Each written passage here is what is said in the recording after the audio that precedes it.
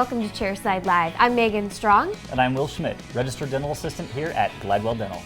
And as the Registered Dental Assistant, you often give us cases for across the chair, and I hear you've got a good one for us today. You're taking it back to the BioTemps and brazier case. That's that good old 3-unit BioTemps bridge, and now you're talking Pontics. Megan, did you know that on our prescription forms we have an area where doctors can actually designate what Pontic design that they want? We do? We absolutely do. And do you know, take a wild guess, who in the laboratory is designing these Pontics if the doctor doesn't communicate? The Elvis Presley. Exactly. The lab technician, having never seen this patient before, is designing these Pontics. And we have some really neat ideas for Pontic designs, and I think doctors should know.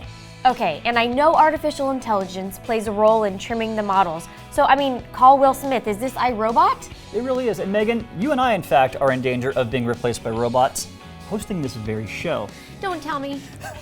But all joking aside, Jim Glidewell is very proud of artificial intelligence and how accurately our restorations are being designed in the lab instead of being hand-designed these days. This gives doctors the perfect platform to have a perfect, well-fit restoration every time, as long as the communication is there. Okay, let's see your case. Well, recently I presented a Chairside Live video about techniques that I use when preparing healthy embrasures for BioTemps. Now you can find the link to that episode floating around on the screen somewhere if you'd like to use it to catch up on today's talk. I used a 3-unit BioTemp bridge for that demonstration, and as I watched the video back myself, I started to think about the actual design of the bridge Pontic, and I realized that for as much as I was promoting the opening of the embrasures and cleansability, I noticed that the Pontic design itself might not have been the best ideal shape to promote healing and long-term success of the eventual final restoration and its aesthetics.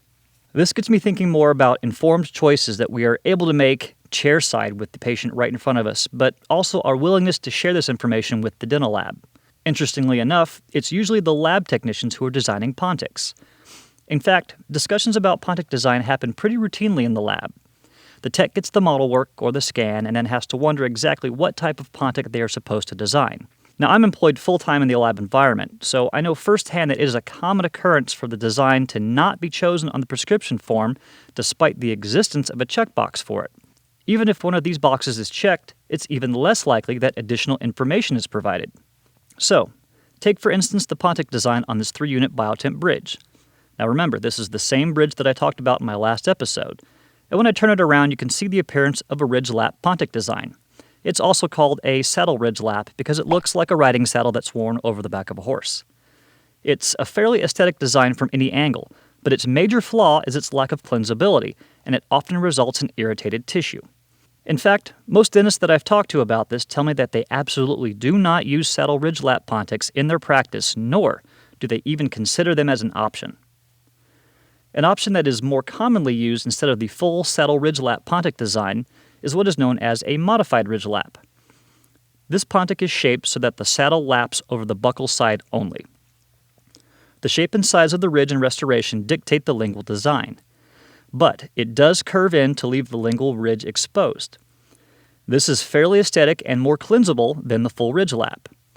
Since the purpose of today's video is to create a clearer line of communication between the practice and the lab, an important feature to discuss about modified ridge lap designs is exactly where and by how much should the lingual be adjusted according to this specific patient's ridge. So, let's take a look at a few more options at your disposal. The Ovate Pontic design is ideal for the anterior. However, it's not limited and can be used for posteriors because it is highly aesthetic and low maintenance. This design creates a bit of a depression or an indentation in the residual tissue ridge so that it mimics the shape of a natural root and crown. Now, the Pontic looks like it's growing out of the gum tissue and just not resting on top of it. So what if your lab tech, having been given little to no design instruction on the prescription, shapes an Ovate Pontic because they think it will look the best? Are you sure this is going to seat? Would you be comfortable modifying the tissue intraorally to match the amount that was trimmed out of the cast? Or would a trial or training period in a provisional with an Ovate design be more appropriate? This affords you the ability to carefully treatment plan over time and make an informed decision on the lab prescription by specifying details for a more predictable final bridge. Playing off of the shape of the Ovate design, a Conical Pontic, also called egg shape, bullet-shaped, or even heart-shaped, has only one point of contact at the center of the residual ridge, but it does not depress into it as the Ovate design usually will. It should be made as convex as possible, and this makes it easy for the patient to clean. This design is recommended more for replacing mandibular posterior areas where aesthetics are less of a concern. The final design I'd like to talk about today is the hygienic, also called Sanitary Pontic. This design is easily cleansable and ideal for the health of the tissue, especially new surgical sites. However, it is not at all aesthetic. It could lead to food entrapment and can become annoying to the tongue over time. It is fabricated to have zero tissue contact, sometimes 2 to 3 millimeters of space. In fact, it is traditionally shaped convex to match the tissue it spans. This shape is loosely known as a fish belly.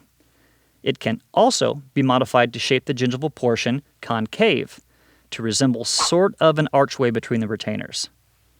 This allows for increased connector size and decreased stress during load bearing.